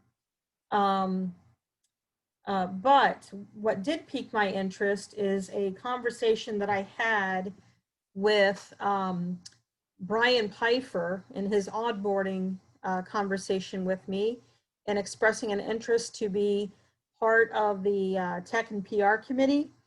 And he did kind of allude to this in his statement earlier this evening. But he had actually mentioned, does everybody on the commission have Microsoft Office Suite? And he thought that there was a benefit to all of us having that and being able to archive and be able to build our own search engines for the benefit of looking up context within agenda and meeting minutes. Maybe I ought to hand this off to Commissioner Pfeiffer and let you describe why that might be a benefit to the commission. Yep, and so I work for Ohio Health, and one of the things we've done now, especially being in coronavirus pandemic, is we've really utilized a lot of the Microsoft Office 365 tools. So one of the things we've used is Microsoft Teams and Microsoft Planners, and you can create a whole bunch of different tasks for things that need to be completed, or you could essentially build your agenda there. One of the other things we do is we typically use Microsoft OneNote, and what we've really done is we've taken all of our meeting minutes and agendas and put them in a OneNote. Instead of having individual files for each meeting, they're in a OneNote, and then when you search the OneNote, you can search like every every meeting then for a keyword, and then you can find it. So if you wanted to quickly look back at what decisions we made about a property on Weber Road or a business on Weber Road, right now you'd kind of have to, I don't know what the best approach would be for it. You kind of have to think through the meeting minutes, try and guess when it was, and go there and see if you can find it. Maybe you could do a search in the folder, but if we had some thought to how we set up the meeting minutes and had at least a document that commission members could use to search through everything, it could be helpful. The one thing I didn't realize with this, and I don't know if they could answer this question or not, is so that Microsoft Office suite, it says includes Word, Excel, and PowerPoint. And I think the one that maybe gives us the most benefit is OneNote. I don't know how familiar you are with it, but I think that one does a really good job of converting a single Word file into basically a whole notebook of things, and is what I really like. So I'd be curious if that Microsoft Office suite does offer it. I've been playing around with the free version of OneNote, trying to see what you can do with meeting minutes, and you're kind of really limited the ways you can search with the free version as compared to the paid version. So this was just something I had mentioned to BJ in terms of things we could think about, but was something I'd been trying to plot through when I was just playing around with the Clintonville Area Commission website and trying to think through how things are organized or potential ways to make it more streamlined, to find things or come up with an agenda plan or know what people are working on for the various committees too, because you could just have a planner board that has everything that they're working on or things like that. How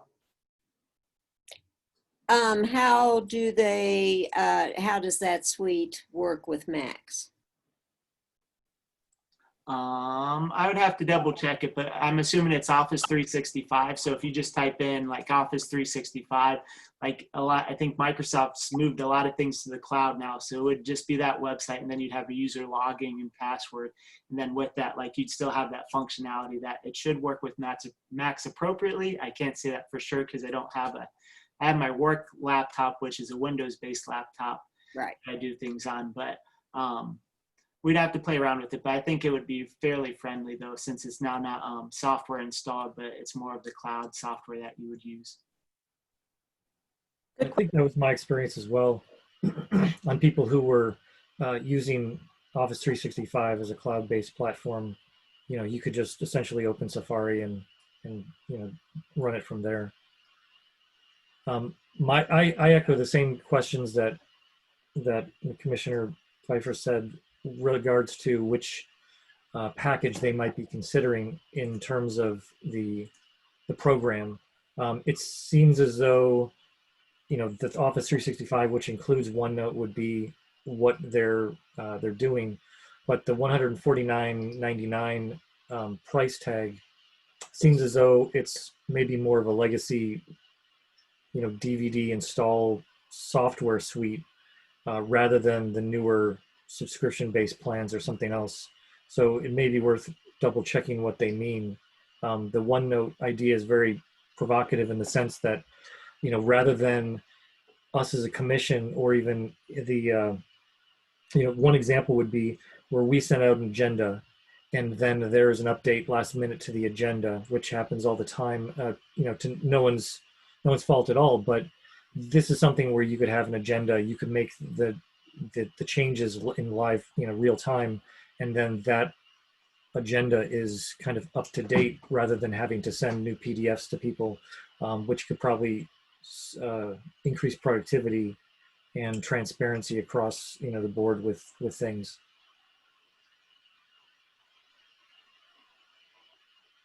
Yeah, I would agree with you, Commissioner Garrison. I think that it would be a large benefit if we could be able to have, I mean, twofold, not only to have an updated link that is updated and people don't have to worry about printing or scrambling. They click on a link, and 5 minutes for the meeting, the chair's making changes to the agenda, and when somebody clicks on that, the change is effective and effectively seen and effectively delivered. But also the part that I liked in my conversation with Commissioner Pfeiffer earlier is that to have a searchable, to be able to say, well, you know, I think we're going to hear something about the crest and a variance request asked of them in the September meeting. Well, it wasn't that long ago that the crest actually built there and was heard by the CAC. in the Zoning and Variance Committee back, when it first broke ground there. It'd be interesting to go back and revisit some of the conversations that were had about that, and to be able to have a searchable database to go back in and look at minutes without doing it the old school way of just clicking through tabs and looking at PDF documents. I see a huge benefit to being able to have for lack of a better term, an archive cloud that has a search engine built in, so that we could go back and search those out. So I think what I'll do is I'll make note of that conversation that we had here tonight, and I'll do some follow-up with the city to see if it actually does include the OneNote. Is that Yeah. okay? Microsoft OneNote would be very cool. And then if it also included Microsoft Teams and Planner, that would be icing on the cake, but at least OneNote, it would be super helpful. Teams and Planner would be just even better, but we won't push it. And the one other thing I'll say is with Microsoft OneNote, we had some meetings that Ohio Health did in 2015 that were PDF copies. I put that PDF in OneNote, and then when I searched for items in that PDF, it was still able to pull them. So OneNote can do some cool stuff with PDF. So like, we don't even have to go back and recreate the minutes. We just need to have a real copy of OneNote where we could just import everything in, and we could set up how the meeting cadence was. But I'm pretty sure we'd be able to search then and find anything that we had in the PDF archive files. So if we search the crest, we could be able to see it. So fingers crossed, and hopefully the city has some good stuff to say. I think that would be a great benefit. And let me do some asking about that. But that was really the only thing that I saw that we could make use of. I mean, when we do have in-person meetings, the library is very well amenitized. Well, some of our committee meetings do not take place at the library, and then we don't have any way to project things. And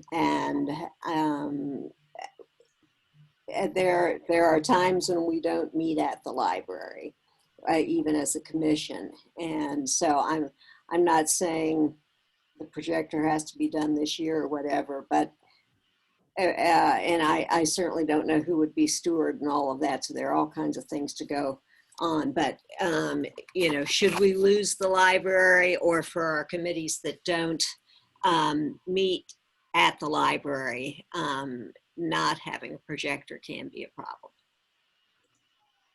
And Go I'll throw it out here too really quick. One of the cool things too with Microsoft Teams is you could do a screen share, you could set up a meeting through that, and like you could share things there. There obviously some training in, while I've had experience with it and they've given us opportunities for trainings at work, you could maybe utilize that technology, or you could do this with a Zoom video call, and then instead of like having everybody's face, if everybody's able to join it, then you could share your screen there too, and then maybe that would serve as a projector if everybody has a laptop too. So just a thought there. I don't know if that's valuable or not. Well, that's only good for the commission, but for the public, it's not. And all of our meetings are supposed to be open and available to the public. Yeah, BJ, I'm wondering, if the purpose of this grant is only to address issues that are related just to the period of the pandemic, I think that's one thing. And I'm supportive of the Microsoft Office suite, and that's a great idea. That I think would be helpful.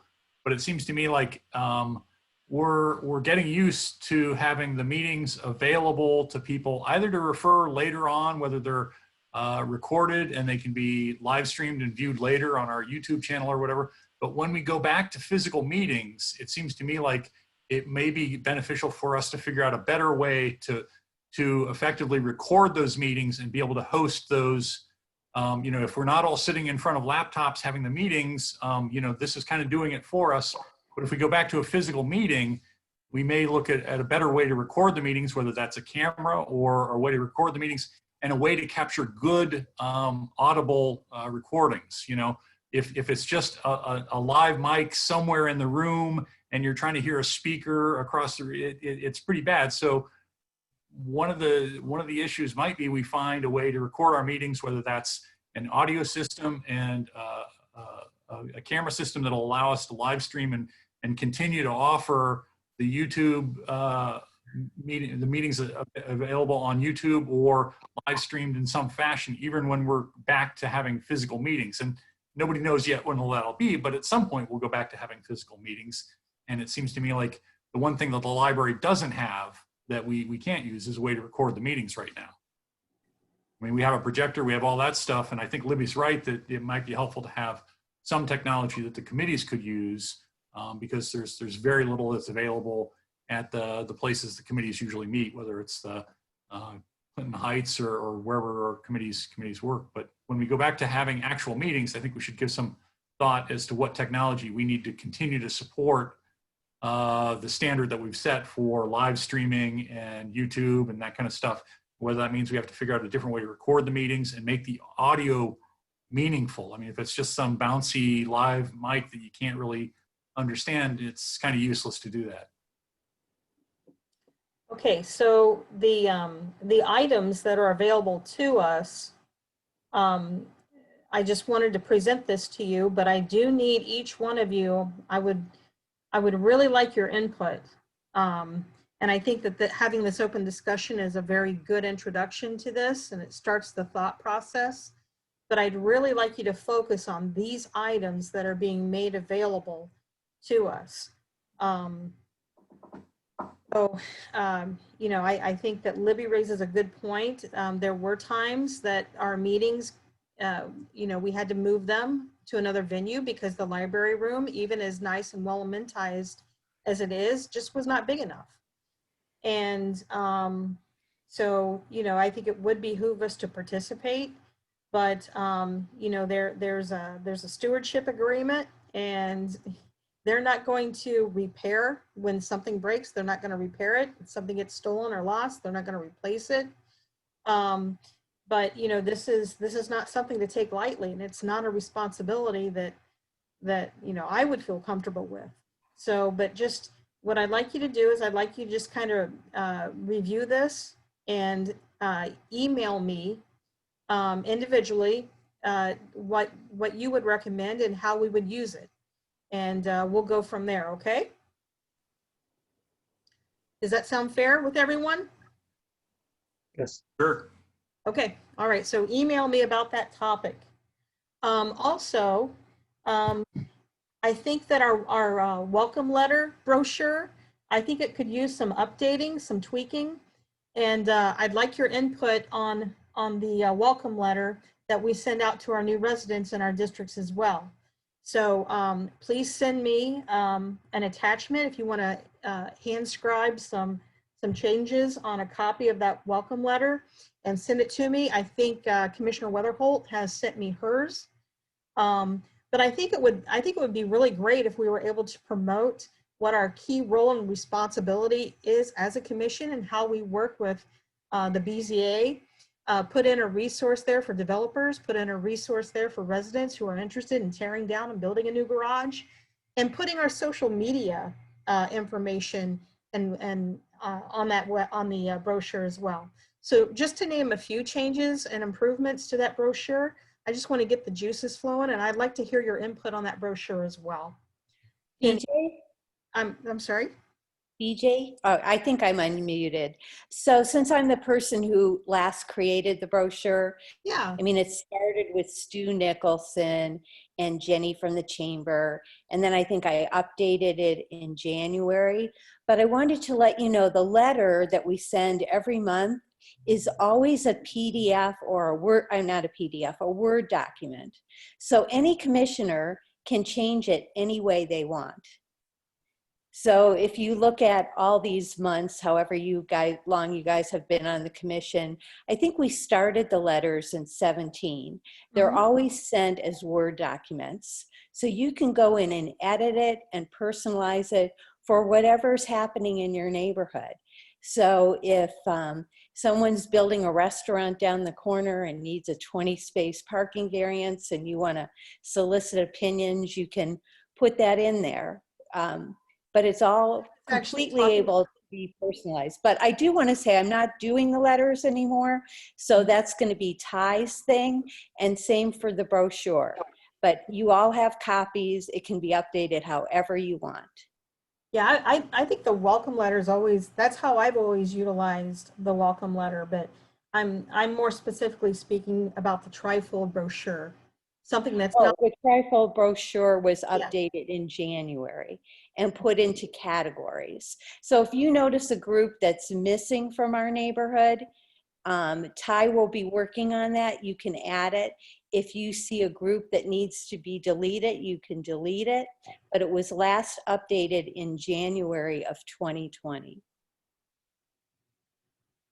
okay, I guess it would be nice to have a revision date, just so that we know that's being done. Just so that, you know, if I print out some and I have a stack, it would be nice to know that it's being revised. I was But not, they're sent every month. So if you use the one that's sent attached, it's the most recent version. Where if you went back to like the first brochure from October of 2017, you would see that it's different from the brochure we have now. For instance, I put everything into categories from nonprofits to schools, and I don't think originally they were categorized. okay, okay. But if you at one time But- printed 50 and just used them, Yeah. then yes, they might not be updated. But if you print from the email you've gotten every month in the past, then you would be using the most recent version. Okay. All right. And we all know that the Clintonville Chamber is now defunct. Right. So Jenny's gone, and that is certainly very sad. it is. It is. So, but I would like the commission's input on putting together a more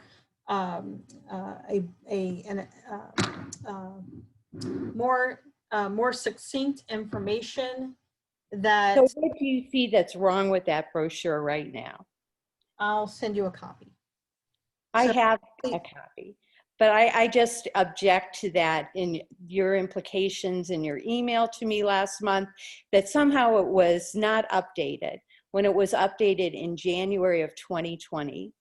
So, and that's one of the reasons I'm stepping down, and I'm done with it. So feel free to take over and do it however you want, but it has been recently updated. Okay, thank you.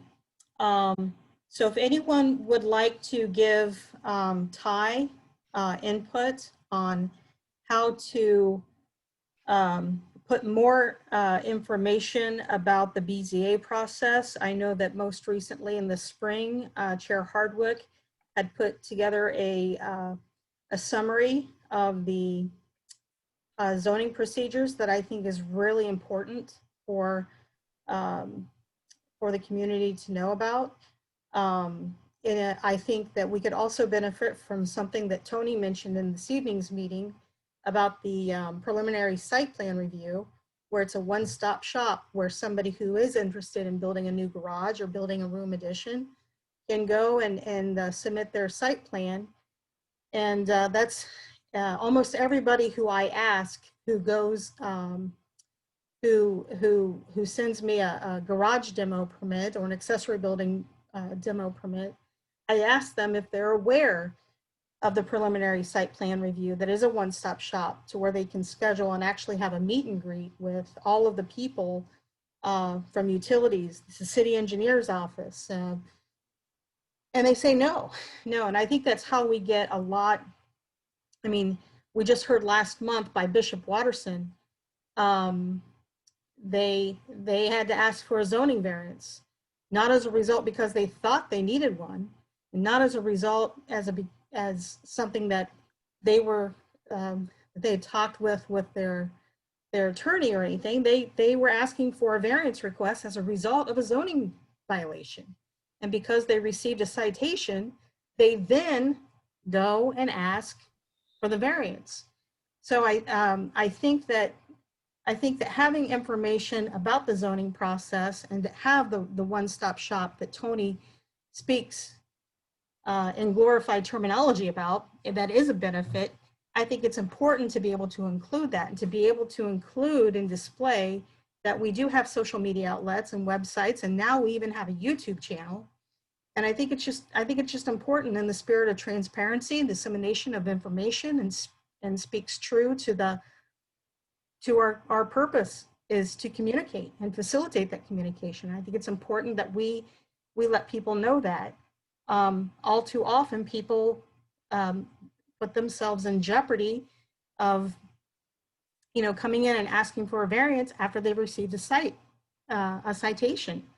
So I think if we can be better proponents and let people know about those municipal services that are available, I think that the trifold brochure that is given with the welcome letter is a great opportunity to do that right when somebody's moving into the neighborhood. And that's all I'm suggesting. That's all I'm suggesting, is that we enhance it, improve it, and make sure that we are responsible stewards of information to city practices, especially when it comes to the zoning process, because it's important that people, all too often, we're granting variance requests because of ignorance of the law. And I think it's important that people understand that these free resources are available to everybody. They can go, a commercial real estate developer can go and talk about, now, if I ask for a parking variance, what does that do with the ADA compliance? And somebody who's tearing down an old garage and rebuilding a new garage can talk about, if the footprint of the garage changes, what do I need to do? What are the setbacks? These resources are readily available and free of charge. And people can do that with just a hand sketch of a site plan before they even go and hire a contractor. And I think it's important that we engage people early on at the onset, from when they buy a property in Clintonville. I think it's important that we tell them about those services. It's just, that's all I'm saying. I'm not saying that there's anything wrong, bad, incorrect. I'm just saying that we should be better at communicating about the city services that tie into the auspices of the Clintonville Area Commission, and we can be better at doing what we do. That's all I'm saying. And I think that the trifold brochure is a great illustration to do that. And that's all I'm saying. So if each of you would like to give me your input, if you have some suggested edits, then I'd be happy to work with Ty in making sure to refine that brochure and make sure that we are responsible stewards of information. And that's all I'm saying. Chair White, I have a follow-up to that, and I appreciate all the words, and I kind of echo the sentiment on making sure that the residents are up to date. But it was touched on briefly previously in the discussion, and I had meant to say something earlier, and I skipped my mind. But I wanted to mention really quickly, just in the public format, so that other people can have this on record as well, with the Chamber of Commerce stopping operations. I had a long conversation with Nick Curtis. He reached out to me to discuss the future of the organization. And while, it's not a committee of the Clintonville Area Commission, I think historically we've acknowledged it as a critical resource in the community for businesses. And one of the things that he mentioned was that they are not, they don't have any intent of dissolving the chamber and withholding any passage of the information or the resources that they've accrued over the years to someone else. I think that they're looking at this as a convenient way to reimagine the chamber. They've had their own problems with trying to collect dues and other things. And since my conversation with him on Thursday, I've reached out to a couple business owners in my district. One of them, Malcolm from Beachwald Hardware, and Anand Saha at Mozart's, asking them what they might have as an idea of the role of the Chamber of Commerce, and what if they had input on a new entity taking over, what that would be. And, so while I don't, I'm not trying to personally reform a chamber of commerce for our community, I have reached out just to get some input from local businesses. And I think in the absence of a chamber right now, some of the other commissioners might have the ear of local businesses, and we as a collective might be able to pass on those opinions to someone else who's taking it over, just in terms of a continuation of the record of that in the absence of the chamber actually operating as an entity in the interim. So if I need to be somebody that can take charge of that, I can, and anybody that has any input can email me. And if anybody else wants to do it or anybody else has been doing that, they can take that on as well. But I just wanted to throw that out there and make sure that everyone saw it or heard that, and it's kind of on record for the public. Yeah, I appreciate your time spent with Nick Curtis. I too had a wonderful meeting and conversation with him, and he does say that it's sort of a rebranding, that the board still exists. The board of directors for the Clintonville Chamber of Commerce still exists. The resources still exist. They just need to reorganize, step back, and kind of recreate, again, improve upon what's there. And once we get past this COVID-19 pandemic, then they can begin to bring some of those thoughts into fruition. I just think it's very sad, to quote Judy, I think it's very sad that they are now defunct amidst a pandemic, because I think this is the time that business members need an association the most. So, and about it being sort of an omission of what the commission does, I think that, it's not an absolute, this has nothing to do with the commission. Should we be engaged, and should we help partner and kind of breathe life back into a business organization? We probably should. I mean, as the parking task force kind of halted in all of this, it would have been nice to have had that allyship to be able to say, why don't you, business person, tell me about your concerns with the parking? And now I don't know who to turn to. It would be nice to have a one-stop shop for business members to be able to use them as a sounding board to solicit their opinion about development. And that's well within our wheelhouse. So, I would say feel empowered to do what you need to do. I think that's a great start, is to pick up the phone and start calling businesses in your own district.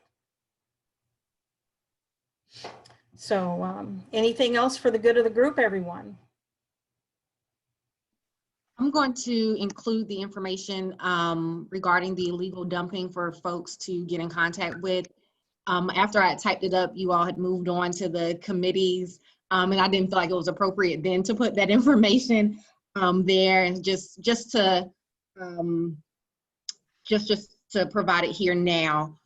So I do have that for everyone. I've just been kind of waiting for the perfect time to provide the information regarding illegal dumping. So those are the folks to contact. Make sure, though, if you are reporting these, if you are reporting instances of illegal dumping, that you contact Adam Gray and Tim Swager first, and then follow up with Christopher Clark. But please make sure that you contact Adam Gray and Tim Swager first. Okay. Thank you, Chastity. I appreciate that. All right. So I'll look forward to your input on the technology stipend. I'll look forward to your input on a trifold brochure, suggestions for edits and how to make it more complete with information that's setting our residents and our neighborhoods up for success and knowledge of the BZA process. Anything else for the good of the group? Okay, do we have an motion to an adjourn? I move. Okay. Second. Thank you. Okay, well, thank you all for being here tonight, and I'll look forward to seeing you next month. Have a good night, everybody.